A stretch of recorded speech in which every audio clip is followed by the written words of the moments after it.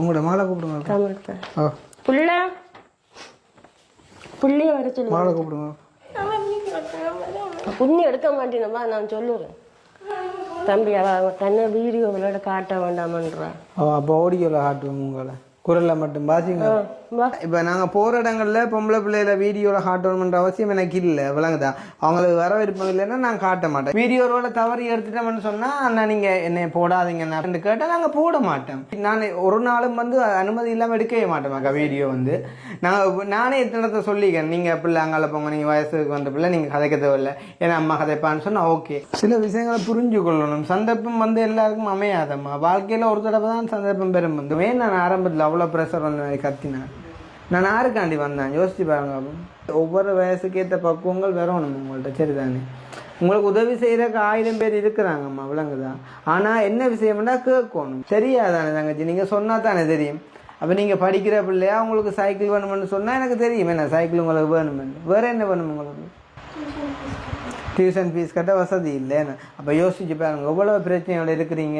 அப்போ நீங்கள் இப்படி ஓடி ஒழியலாமா? சரி, நீங்கள் வீடியோவில் வர வேண்டாம், பக்கத்தில் வந்துருந்து அண்ணா எனக்கு இப்படி ஒரு பிரச்சனைன்னு சொல்லி கதைச்சா நான் உங்களுக்கு ஹெல்ப் பண்ண வந்தானே.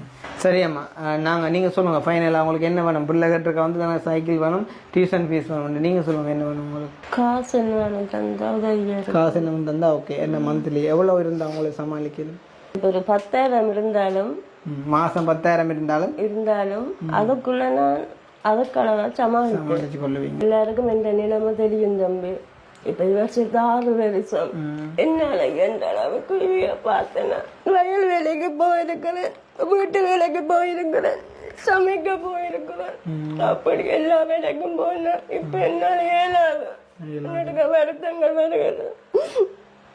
எந்த பிள்ளைகள் படிச்சு நல்லா வேலை வேணும், அவன் என்ற ஆசை. இன்றைக்கு வந்திருக்கிறேங்க. நாங்கள் 2 விஷயம் செய்கிறோம். ஒன்று பிள்ளைக்கு சைக்கிள் எடுத்தாரோம், சரியா? சைக்கிள் எடுத்துறதுக்கு ஹெல்ப் பண்ணுறோம். மற்ற உங்களுக்கு இப்போ தற்சமயம் சாப்பிட்றதுக்கு ஹெல்ப் பண்ணுறோம்.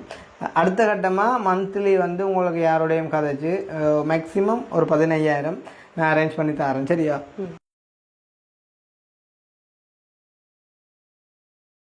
நீங்க 3 பேரும் உங்களுக்கு உண்மையா சத்தியமா சொல்ல முடியாத அளவுக்கு மனதில் நிம்மதி சந்தோஷமா இருக்கு தம்பி. இப்படி ஒரு உதவி கடந்து சத்தியமா இதுவரைக்கும் ஒரு தடவை செய்ததே இல்லை தம்பி. தங்கச்சி ஓகே தானே? நீங்க ஆரம்பத்தில் கதைச்சது எல்லாம் பிறகு கோவமா அப்ப என்ன காலைல இல்லையாண்ணா? அப்ப அம்மா கோவிச்சீங்களா? நீங்க இல்ல இல்ல இல்ல இல்ல அவாக்கு புத்தி தான் சொல்லி இருக்கிறீங்க, நான் கோவிக்கல தம்பி. சரி ஓகே.